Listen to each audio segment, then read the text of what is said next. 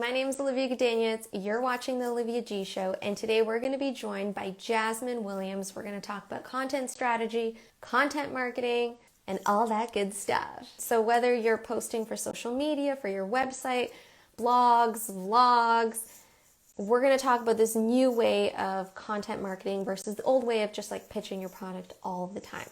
Oh, there Good we go. morning. Good morning. Thank you for waking up so early. It's all good. It's the thing. I just kind of like rolled out of bed. I'm like, okay, let's get ready. We're good. Okay, so for those who are trickling in, tell us who you are, what you do, and what exactly is content strategy, content marketing for somebody who's just coming in and they're like, what? What's that?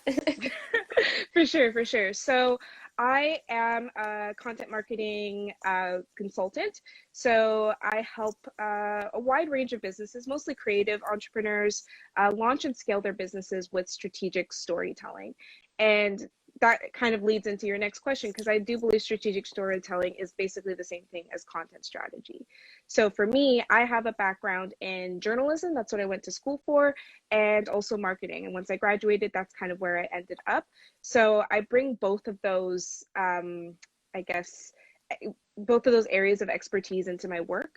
So when I'm creating content, I'm not just thinking about the story. Of course, that's really important, and like how to tell the story and how to make sure that it comes across authentically. I'm also thinking about what's the best possible way to tell this story in order to get the results that my client wants. So whether they're looking to launch a course or just, create a website that really converts their customers or gets them people to sign up, I'm always thinking about, things like call to actions, or just like the process that somebody might go through from landing on a website to actually booking a call with somebody, and how I can create copy that gets them from point A to point B. So that's what in a nutshell, that's what I would call strategic storytelling. And that's a lot, which is kind of interesting because when I started creating content, especially for YouTube, like nobody told me about a call to action. Nobody told me about like all this strategy. I guess I just figured when you're a big shot and you have a team, then they'll help guide you. So Right. somebody who's just starting out, like what are two or three things that they need to have with their storytelling or content strategy? Is content strategy the same thing as social media strategy? Maybe we should clarify that first. Yeah, absolutely. We can clarify. So for me, I define content strategy as basically a strategic approach to all of the content you produce for your business or your personal brand. So that could include your website copy, your email marketing, social media would be included in that, whereas social media strategy would just focus on your social media. So just look at how your platforms are working in order to reach your goals. So in terms of, I guess, like three things where people can start. One I'd say is kind of a bit of a mindset shift, because one thing I find that I see all the time when I land on people's websites or land on people's social media channels is that they're thinking about what they want to say versus what their audience wants to hear. So that process starts with maybe just taking a bit of a step back and really thinking about what is the problem you're solving and how are you solving it better than the other person. Like this is a process I take all of my clients through. And I think it's not even a one and done kind of process. Like I think it's something that people should do at least every year. It's something I do too, where I'm like, I feel like my customer has evolved, or I feel like I'm attracting different Yes. kinds of people. And it's like, do I want to lean into that, or do I need to kind of shift gears a little bit to get more of the clients that I thought I was trying to get? So really asking yourself, what problem are you solving? Like, I think that's one thing I find when people start businesses, they think, oh, I have skills, I'm going to sell them. And that's, I think, the wrong approach. You have to think about how your skills solve a problem. So I'm trying to think of an example, but using myself as a copywriter or content person, for example, I could just say, hey, I can help you write your website copy, or I can create social media content. But that's not really the problem, right? The real problem is people are looking to attract their ideal client, or they're looking to convert people from their website. So that's the kind of thing that I highlight in my content, is I can help you achieve these results. Because at the end of the day, pretty words are just pretty words. If they don't do anything, then they're not really helping people out. So I guess that would be number one. Number two, I'd say would be like call to action. Like I think I see that a lot on social media, where people will, spend so much time on a lovely caption, and then at the end, I'm kind of left with like, okay, so what now? I know. I'm guilty of that sometimes too. Sometimes I have to go back and be like, I've given no room for anybody to say something. Sometimes it's just like it's like leaving a quote, right? Like if somebody wants to add, they can, but if you don't tell them like yes or no or make it kind of easy too, you want to Mhm. encourage engagement, right? Absolutely. So that's one thing, like it's crazy how much of a shift that can cause when especially when I work with social media clients, just asking for the engagement you're looking for. Like a lot of times it's not always a sale, you have to kind of build up to that. And balance, yeah.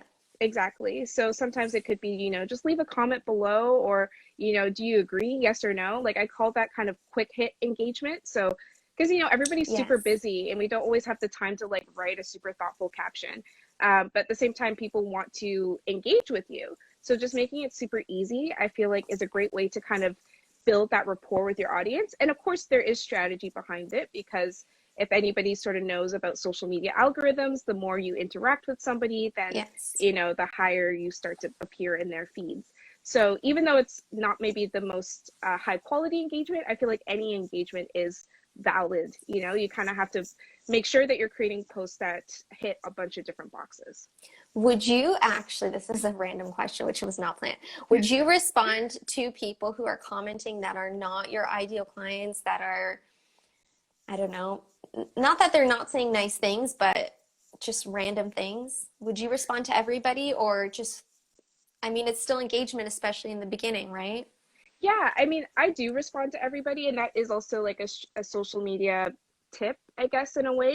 You really want to make sure that you're responding to all kinds of engagement, whether it's comments, likes. Well, you can't really respond to a like, but comments and DMs for sure, you should definitely respond to, even if it's a double tap. Like that's probably the lowest form, but at least it's something. Something, yeah. I think the only comments I don't respond to are basically spam comments, like people who are like, you can make $5,000 in 2 days on Bitcoin. And I'm like, no, ma'am, thank you.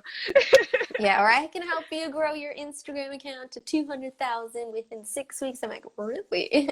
Goodbye. Exactly. I just delete and like mark those as spam. But yeah, people are just like, even if they're just leaving like, three hearts or three emojis, I'll respond with, three emojis back. It's not hard to respond. And like I said, not everybody has the time to kind of engage. And even if those people might not necessarily be your target customer, I think of it in not to get too technical, but like there's a concept called the sales funnel. So there's different stages that people go through before they buy. And social media tech is usually the biggest, like the earliest stage. So that's awareness. So Hmm. even if they're not necessarily your ideal customer, they might know somebody who is, right? So I think Oh, at that point, it's not, I wouldn't try to filter out at that point. It's okay. more just once they kind of maybe or get more interested in you or maybe send you a DM interested in your services, that's maybe the point where you could be like, okay, well, we can get on a call, but just so you know, I work with this type of person. So, set expectations there. Absolutely. And if people aren't engaging, do you think it's because we're not telling the story or the caption well? Yeah, yeah. I mean, I mean, there's so many layers to that, but let's just whatever comes to mind first.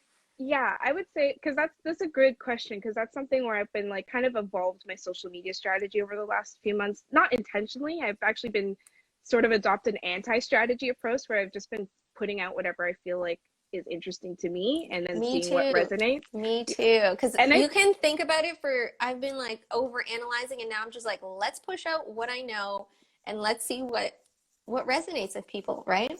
Absolutely. I think more people should give themselves time to play and time to create. Like for me, I actually like kind of lost my way with social media. I was doing it for clients and started to get maybe a little burned out with it and I kind of hated it for a while, which is weird to admit as like somebody who like gets social media clients. But at least in the last few months, I feel like I've kind of found that spark again, mostly by leaning into the creative aspect of it and just having fun with it and trying not to look too much at the engagement or likes and just sort of putting out there what I feel confident in. But back to your engagement question, I Yes. would say, like, I guess it's the thing that probably nobody wants to hear, but if you're not getting good engagement, then either, yeah, the content isn't resonating with your audience, or it might not be a I'm trying to say this in like a nice way without being like super shady because I don't want to like discourage anybody. but you have to really think about like what is the kind of content that will get people to stop scrolling. Because I feel like in 2020, like the inspirational quotes are over. I'm sorry. No, You I mean know? it's been done so many times that there's no like, ooh, unless you're like really loving that person and you'll consume whatever they're putting out. Yeah. Yeah, it's harder to get people's attention. So things like that where it's much harder to do kind of like a set it and forget it kind of approach to social media. Like at least for me, I really have kind of leaned into maybe creating more, not necessarily controversial content, but stuff that makes people go really like, oh Yes. damn, yeah, I totally agree, or like, oh yeah, I totally feel that way. Thank you so much for sharing. So it might be the stuff like, yeah, like getting a little bit vulnerable or just getting a bit more edgy, I'd Yeah, like putting say. yourself out of the box, right? Yeah, like Yeah. that's the kind of stuff. And then from just like a very basic social media standpoint or strategy standpoint, pictures with your face in it do really well. So any Yes. pictures where if it's like a smiling picture or you're doing something really like interesting, that with a like a pretty punchy caption tends to be a pretty good formula. But yeah, like I think the biggest thing for engagement is you have to think outside the box. And you might want to just take, for me too, I always look at what other people are doing and think about how I can adapt it to my audience. Like I have a post that I'm going to put out this week, which is like a meme that I created, and it's Oh, inspired by a post I saw on Girl Boss. And I'm like, oh, that's really funny. I think I can adapt it to like the freelancer audience that I speak to. So that's also kind of what I'll do, where I'll like take tip ideas from other different accounts or this other people and really think, how can I make this work for me? yeah, absolutely. And that's where I think we need that time to also just push stuff out and create Hmm. because again, like we can sit and overanalyze, but once you start creating, you'll see what works better. And I even just being on TikTok and creating, whenever I get hop on trends and I wait to share something at the very last minute, Hmm. those posts spike up. Whereas the ones where I'm just like getting right into the content don't always. But there's so Yeah. many factors with when you post, timing, but it's yeah, like the storytelling aspect is so fascinating. And now I'm gonna try to create more content like that and see if and but you need that time for experimentation, right? Yeah, like one thing too, I've started doing, and I think I'm actually going to do a post about, I'm not exactly sure what format I'm going to tell this story. But one thing I've been doing lately is just kind of writing down anything that comes to mind. So, like, I'll be talking with friends Yes. and I might share a piece of advice with them. They're like, oh, that's good. I'm like, oh, that is good. And I'll just be like, Yeah. If you don't write it down, you're gonna forget. You'll be like, oh, something about that, but you Yeah, need to because write it down. I've tried to do the batch content thing, and I feel like just for my brain and how I create, it doesn't fully work for me. Or if I would batch content, it would have to be content that like is inspired by stuff that came to me in the moment. Right. But I find whenever I sit down and try to write captions, like you can even scroll back and see like my old kind of stuff. It's all like it's good and well written, but it's not really, getting people's attention. But now what I find my approach is really just to think about what I've said, or like, yeah, even talking to my dad, he'll be like, wait, say that thing again? And I'll be like, yeah, okay, yeah, let me write that down. Yeah. So yeah, I feel like probably a lot of people are like that, where you might come up with really cool ideas for captions and then just maybe not think about it until you're ready to sit down and write. So for me, I just literally have a folder in my phone that's called social media, and it's just the most like chaotic folder filled with like captions and fragments of ideas.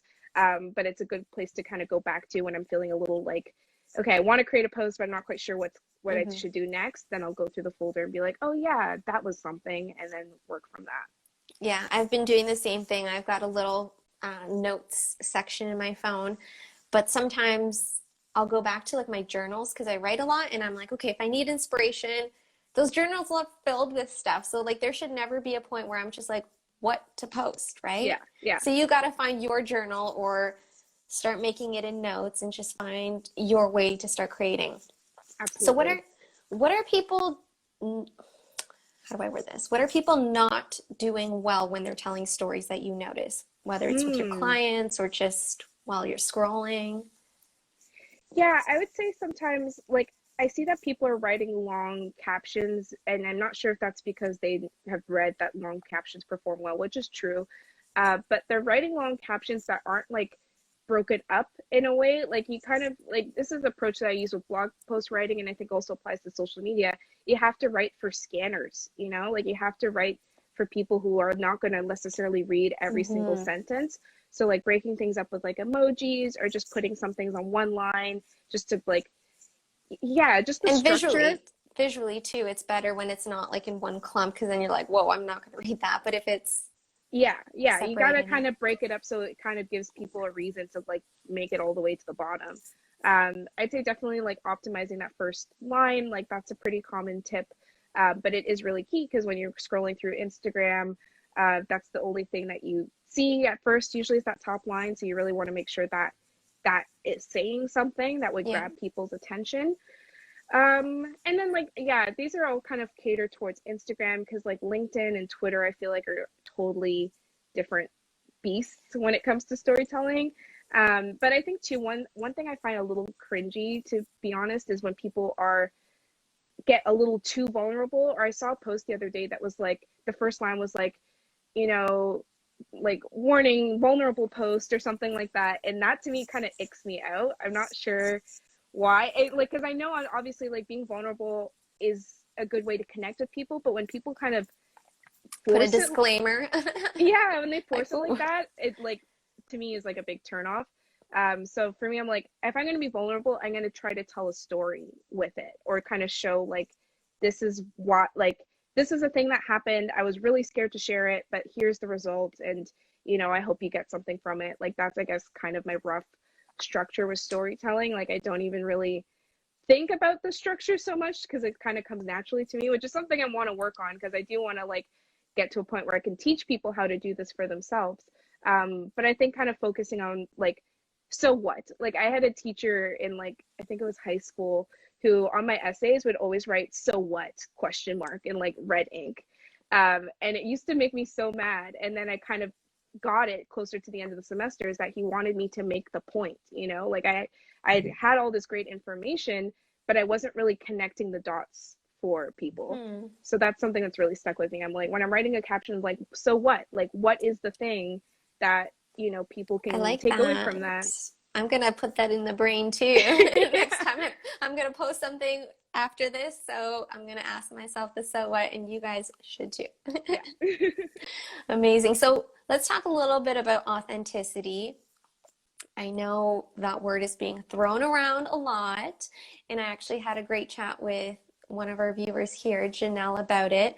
I always thought that authenticity, like the way people were kind of bringing it out, was just like, be yourself. But it didn't really click till lately, when I started really like batch content creating Mm-hmm. and pushing out like an Instagram reel every day. I'm kind of doing a social media experiment for Yeah. myself. And Awesome. just, I've just come to the conclusion that like the reels and the videos I was sharing before, like I'm interested in it, but I'm not, I don't want to say 100% the expert. Like I'm still finding my way. So Yeah. right now, I've decided I'm going to create content that A, shares my story, B, that I know I can put out right now without any prep. And I think that to me is more authenticity. Mm-hmm. But I guess I want to hear your version of authenticity and how I guess you've put it in your storytelling form, and if you have any tips for others.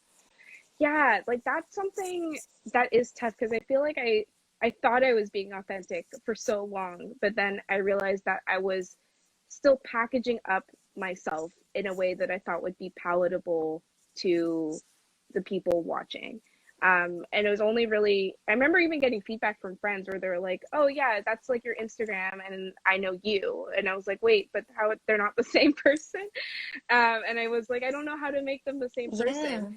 Yeah, So what I've been kind of challenged lately, and I actually did a post about this, because I really like, kudos to my boyfriend for kind of like helping me realize some of that I stuff. saw that post. Yes. Because it's true. Like I would make stuff or come up with like silly, funny things.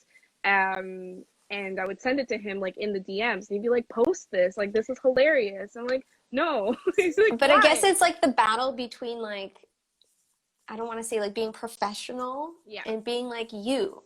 Yeah. And it's finding that I mean, I'm there too. Like, should I post this? And that's the thing too, where I was always like, I don't want to turn people off. Like, what if they don't find it funny? Or just aren't interested in it. But I do find, like, since I did started just trying it out and posting that stuff, that I have attracted a different type of client, and a client that I'm more aligned with, to be honest, because they do get me.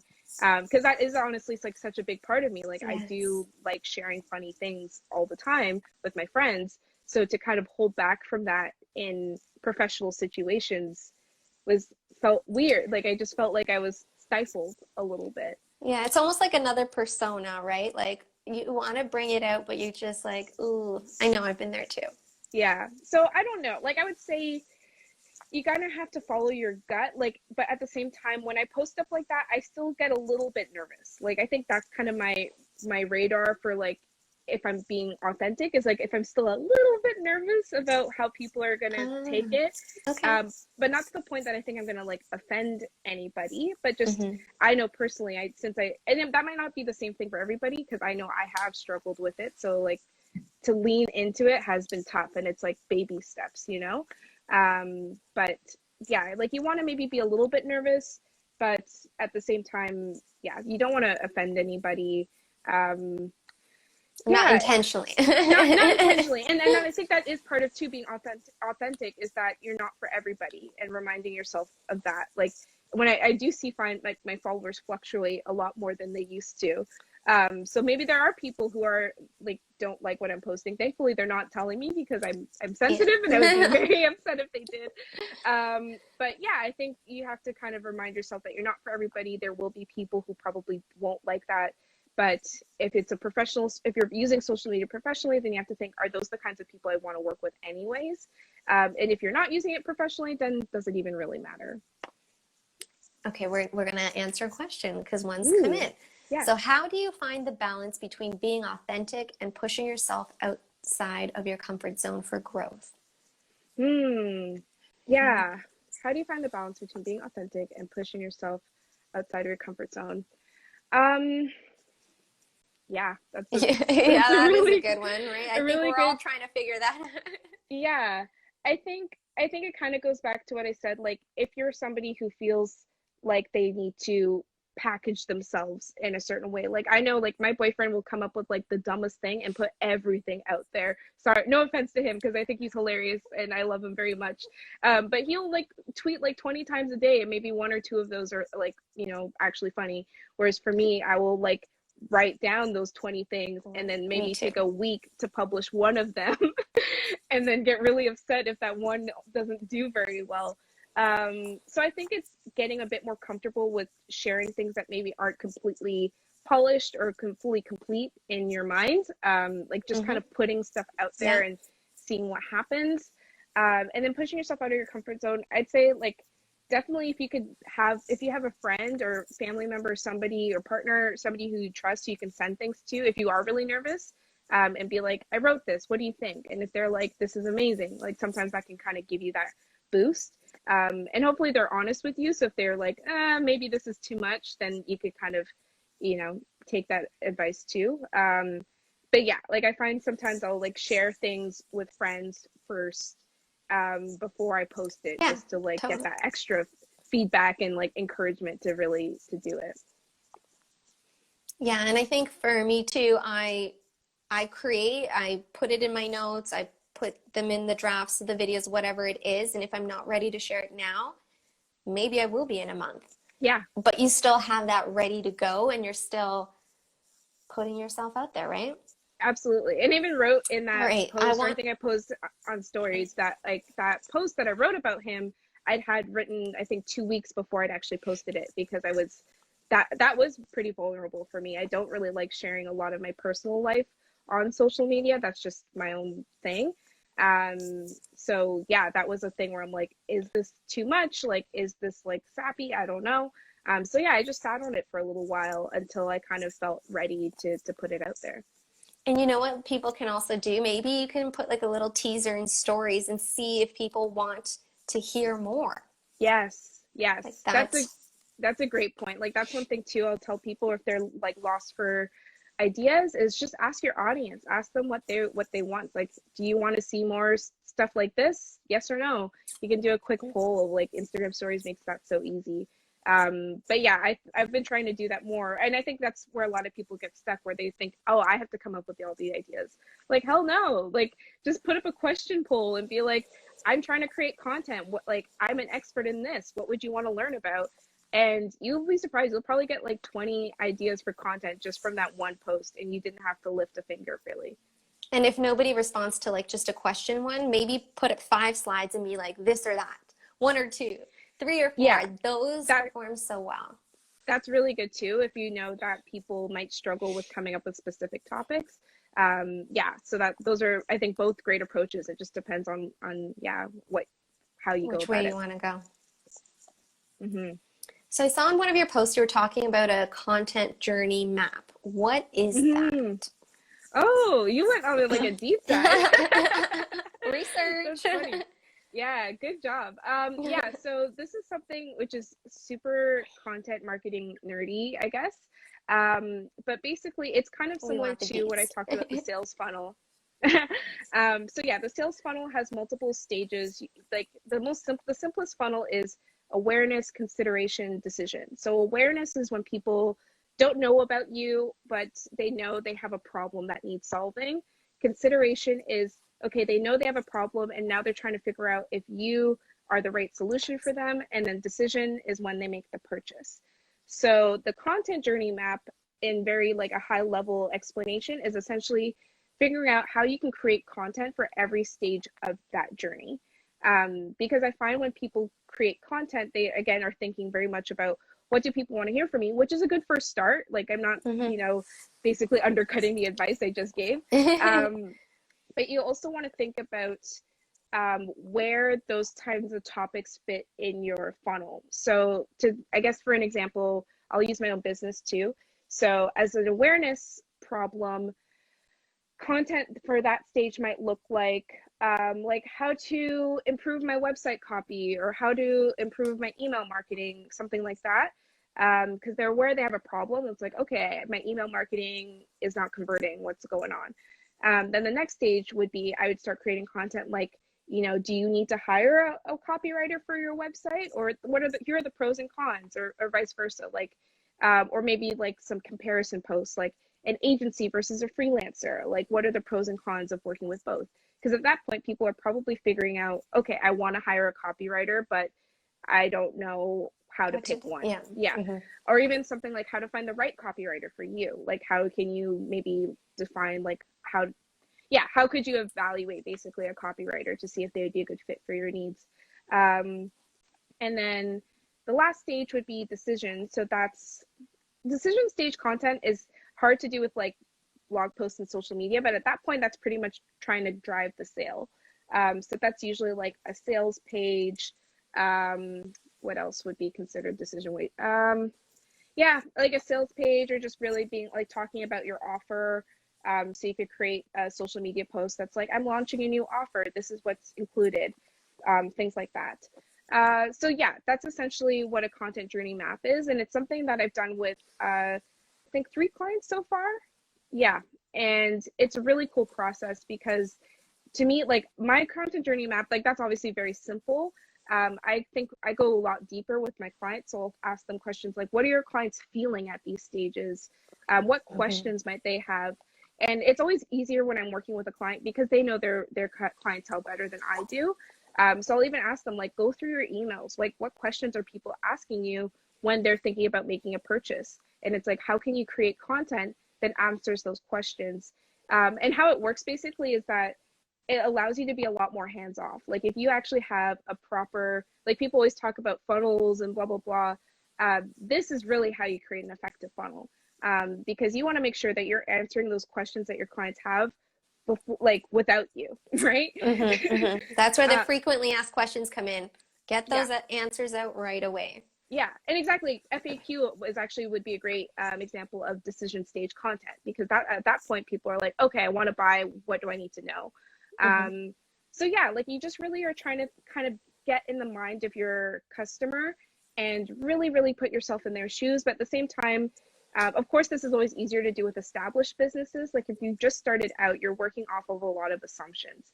Well, So that's the thing too. I was going to ask, like, what about people who are just starting out, who are maybe not sure of exactly who they serve, or they're yeah, just trying to figure out their own path, or maybe they're feeling a little discouraged? for sure. Like for somebody's just starting out, I would not say jumping into content journey mapping because it's very, yeah, it's a very involved process. Like honestly, it doesn't take very long. Like usually when I do these sessions, it's like 2 hours of focused, like effort, and basically you have content ideas that could last you a whole year. But for So, those people, so sorry, that the goal of the journey content journey map is yeah, to create content ideas.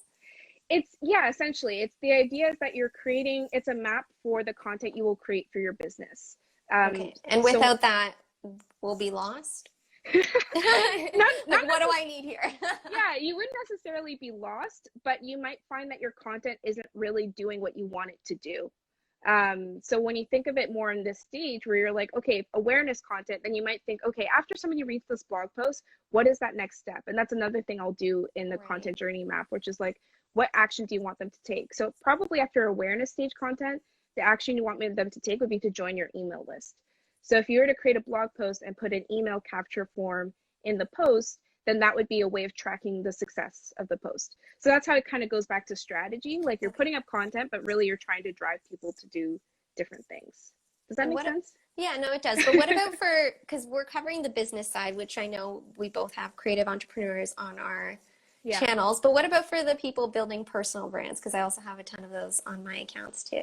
Yeah, I mean, to me, like for anybody starting out, I always like, even I did it recently with this new program that I'm launching is market research.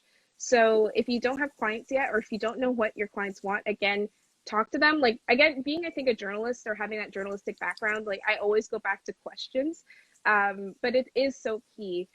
So even if you're like if you're creating a market research survey, you might be like, what problems are you struggling with right now?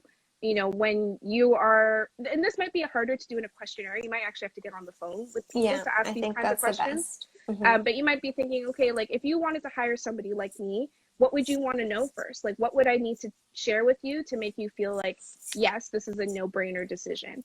And usually that will give you quite a bit of feedback that you can then be like, okay, this is what I'm putting into my website copy. Like I remember reading a blog post, but they said like the best website copy you shouldn't have to write. Your clients, your customers, your audience should write it for you, honestly. Ooh, Mic drop. all right. Yeah, I mean, let's just get right into the question that just came in. Yeah, yeah, Should yeah. you should you have separate accounts for brand and personal, or merge them together into one profile? I'll let you Yeah. answer that, but what I'm doing is I'm merging them. Hmm. But I do have two separate accounts. I'm more active on this one, but the other one's more like a lot of people can't spell my full last name. Yeah. So the Olivia G Show account does exist, and it Hmm. just helps. It's another way to get here. Right. So that's my approach, but I'll let the star take it away. Yeah, I mean, that's something I struggled with at first too. Like, I just went ahead and decided to create a new account for my business because I kind of felt like I wanted to keep some things personal and some things professional, and having one account for everything. Like, I honestly have never posted a close friend story because I'm always so scared that like I'm not gonna post it Hit the right. right people. Yeah. So I thought it was What just are you easier to posting have on it those separate and close have one for stories? nothing bad. Don't worry. I'm a good girl. But I always just get really nervous with stuff like that. But yeah, it really depends. Like I feel like for most people starting out, I think it's probably a best. The simplest is usually best. So you might want to just have one account, and maybe just give people a heads up first. That's like, hey, I'm like starting a business, so you're gonna see more business content from me. Um, but yeah, like there's basically pros and cons to both approaches, so it's really hard to say like one or the other. Like obviously if you have one account, then that's simpler for your audience. You probably already have an audience on that account, so you can just build it. But Mhm. the downsides of that is that yes, it's really hard to figure out what kind of content you should share. Like you might have friends who are like, I don't care about your business stuff. You have business people don't care about your friends stuff. So navigating that could be really complicated. if you create two accounts, then that solves that problem. But then you have to think about basically growing a separate account. So like my personal account is basically dead. Like I don't really post on that much besides the occasional story here or there. And I've kind of put all my effort into my professional account. As somebody with a social media background, I knew that going into it and I was prepared to do it and build it up. But that is the thing you'd have to think about. Like if you're creating a new professional brand, you're starting from zero. So you will have to put in a lot of work to grow it and scale it. So you kind of have to think a little bit long term. Like that's something too that I didn't really think about in the beginning. I was so scared when I first started my business. I did not know if I would last longer than 2-3 months. Well, that's the thing too, right? There's so many external elements too. Yeah. So that was something too where I was like, maybe it's better to just, maybe start this new account and play around with it and see what happens. But I think for most people, like it is a personal decision. Like I said, like there's pros and cons. So like whoever's watching this, you really have to think about what makes sense for you and know what you're kind of taking on. Because neither approach is easy. That's the thing. Like there's no. Yeah. So either you're creating two buckets of content at the same time, or you're merging one and deciding which to post first. Yeah. Like I'm even in that stage right now because I'm creating like, I know for my business, I want to create this whole like educational side of things. And I thought like, should I create an account for that, for like all of the education stuff, and then maybe create a separate account for my work? And that's still something I'm juggling with. I have ideas for both, but I'm just sort of seeing where things land. But I think for the most part, what I've seen as well from people is usually they'll kind of wait till a point where their business is really starting to take off and they've gotten some traction. And that's kind of the point where they'll be like, okay, I'm ready to start a professional account that will have X, Y, and Z content. Or they might just change the name of their account. So if you have like just a personal name, then you might change it to like your business name or something. I don't know. It's a hard question that literally I don't think there's a right answer. Like no one can say yes or no because it's different for so many people. But in the beginning, I would always suggest stick with one and then branch out. Like that's to me the safest option. But if you have plans, big plans to grow, like give it a shot. Like you can you're not committed to anything in stone. You're not paying for social media right now, knock on wood. Yeah, it's especially social media. I think that's the easiest thing to play around with. Like, creating like a business email or a website, like that's stuff where you really kind of need to think about long-term what you want that to be. But you can always change the name of your Instagram accounts. You can change the feed. You can change the branding. Like you have control. Yeah, you have so much control. So I really I even have this is advice I give to myself where it's like, you want to like, think about it, maybe ask for some opinions, but at some point, was it my friend Kim says like, disagree and commit. Like sometimes basically she uses that in like a group situation. Like if you're trying to get to like some sort of consensus, sometimes you might not necessarily love the final thing, but you have to just commit. So I think you have to kind of do that with yourself. Maybe give yourself a week to really think about the pros and cons, and then give yourself a deadline. Like Friday, we're making a decision, and whatever the decision is, we're going for it. I like that. Yeah, deadlines are good. And just think about the overall what you want to create. Because like I know I have my personal account, I have the Olivia G show, I want to branch out into a podcast. If I want to branch out to so many different things, I'm not going to have 8 different accounts. Yeah. So I just figured I am the personal brand and the business will come into it, and I'm okay with that. And I'll have one other maybe account that will, or you can make 7 accounts and lead them all to your one. Yeah. Yeah. And I think another thing too that I use, which is advice that can be applied to so many different things, is also look at what the people who inspire you are doing. So for me, I do that all the time. Yeah. So I know that I want to start again building a course, and I want to create more digital products. So I try to find people who are doing what I do and see how they've done it. And to be honest, most of them have just done the personal brand thing. They have one account and they've created courses, products, podcasts, all under that one name. It's easier, I think. And even the people that like I love and follow, it's easy that way. But like I know there's somebody else I follow that has done, like, she's an influencer, then she's got like a fitness thing, then she's got a beauty thing, and she's made accounts for everything. But she's the Skinny Confidential. She's growing into so many different things and it's working for her. But I'm not following all those accounts. I'm only following her main one. Yeah. So it's So food that's for you. thought. You might think about like, yeah, as a user or as a follower of these brands, like would you follow a sub account? So yeah, I think both of us have kind of come to a decision right here. Yeah, so that's what you should do. Yeah. We've decided. Yeah. All right, tell us a little bit about the difference between a copywriter and kind of what you're doing. Content writing, is that the same thing? Yeah, that's a great question. Because I'm one of those kind of weirdos who does both. Ooh, that's Because I not kind weird. That's multi-talented. sure, multi-passionate, Yes, I love that. whatever you want to say. But yeah, because I didn't realize that actually that was an anomaly until I'm in a couple of different content marketing online groups. And somebody asked that question, and then a lot of people are like, "Oh yeah, I'm a copywriter. Oh, I'm a content writer." I'm like, "Oh, I do both."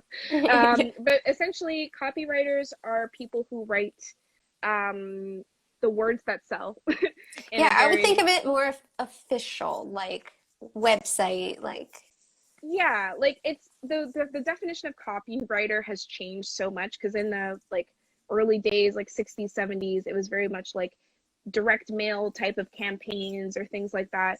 Now, like we sell in so many different ways online, right? You know, you sell on social, you sell on email, you sell on your everywhere. website, so everywhere.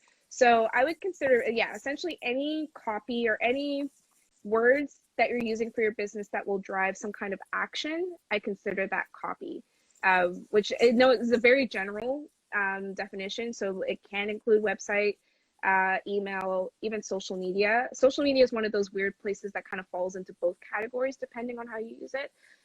But then, so the difference with content writing is that it's usually content that is trying to educate your audience. Oh, Yeah. So blog posts, case studies, white papers, which are like research papers that usually big tech companies put out. Those would fall into the content side of things. mhm. But yeah, you can see how things kind of blur. Like usually I'll write content that still has a call to action. So and technically that's like a little bit of copywriting, right? So I feel like now definitely 2020 things have sort of blurred. But yeah, if you're hiring a copywriter, essentially you're hiring somebody who's really good at creating like very high impact, personality filled copy that will get people to do something, whether it's signing up for your email list, you know, generating a sale. Like that's essentially how you measure the results of copy. Whereas content is more about education. And usually you're looking to like the metrics for content is like sharing and engagement. So you might be looking like on a very technical aspect, you might be looking on like time on page or how many people are sharing this content or just like general readership. But yeah, generally people use content for SEO. So like if you create a lot of content on a certain keyword, that will help your business kind of rise in those search results, something like that. Yeah. Yeah. No, no, it makes Not to sense. get super technical. No, there's a lot coming out.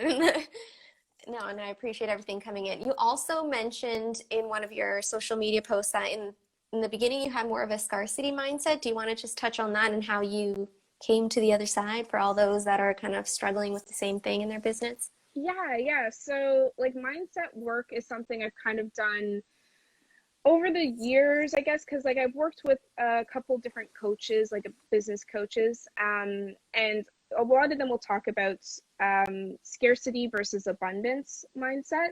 And because that Um, comes through in storytelling, right? Which is the title of this live. absolutely. So like I'd say scarcity mindset is just thinking that you don't have enough, or just really thinking like you need to be you're insecure essentially. So for me, that came out in just feeling like I don't have enough clients, I'm not making enough money, like yes, I'm good, but I don't know if I'll, or maybe things like, oh, I don't know if my business will last. Yeah. Just really those kinds of like those fears that really hold you back. And it's called, somebody said they struggled with that. Yeah, absolutely. I think we've all been there too. And that's exactly why I'm doing this social media experiment where I'm posting a single uh, post a day, a reel, video reel. Because I also had the mentality where like, I need to plan what I'm going to post and then I can post it. But Yeah. my creativity isn't limited. Yeah. Yeah, so then that would be an example of kind of the more shifting to an abundance mindset. Yeah. So like I'm not a coach. Maybe I will be someday, I don't know. But abundance mindset would be more reframing it from I don't have this to I have this. So rather than saying like I don't have the money, I'd be like I have the skills and talent to make as much money as I need or want. Yeah. Or like I don't have enough clients, or it's like, yeah, I have the power to attract my dream client. So it's really kind of like sort of those sort of affirmations type of things where you really want to try to embody the kind of person you want to be. And I really find like the more you can tell yourself positive things, the more your mind, like it really does, like I know there's science behind that. I'm not like an NLP person, so that if anybody wants to jump in and be like, yeah, I can verify that. Yeah. Yeah. But yeah, you really want to like what you feed your brain matters. So if you're constantly feeding yourself negativity, that will reflect in your work or just how you show up. Like I had so much anxiety all the time, and it even turned into self-sabotage. Like I would have good clients, but then I wouldn't turn work in on time, or I would like not respond to emails because I just felt like I wasn't worth it. Like I just felt like, ugh, I'm not good at this, even though there's so much feedback that told me the opposite. Like they're coming to you, they're paying you, they're there. They just want you to show up. Yeah. So now I really do, like, I have so many like little affirmation reminders that I have for myself. Because of course, even though like I've definitely grown my confidence level over the years, there's still some times where I'm just like, oh my God, what am I doing? So having those writing little messages to yourself. I know another little technique is to actually write a message as if you've already achieved the success you've had. Yes. So it might be like, it is September 20th and I have launched my program.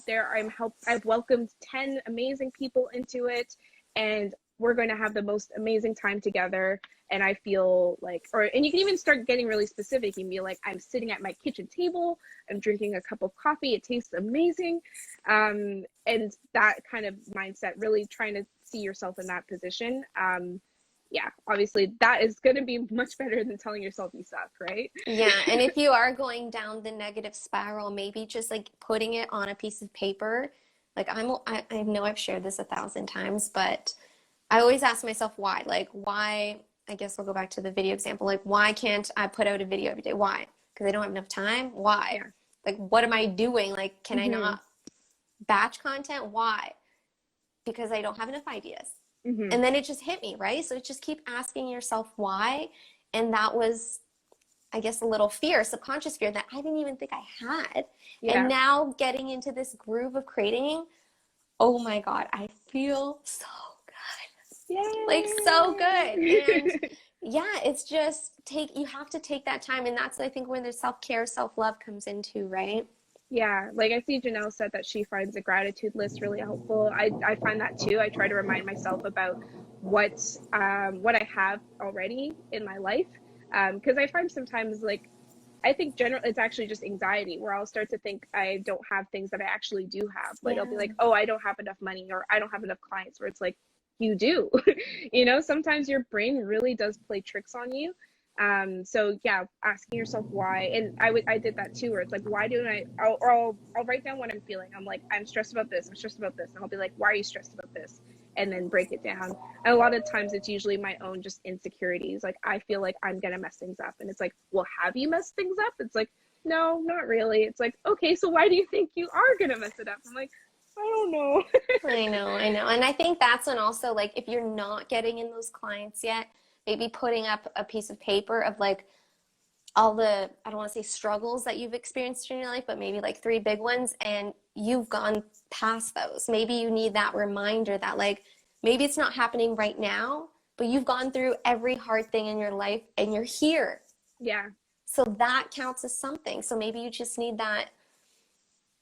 It's not like an external boost, but an internal boost, because it's you pumping yourself up in some way.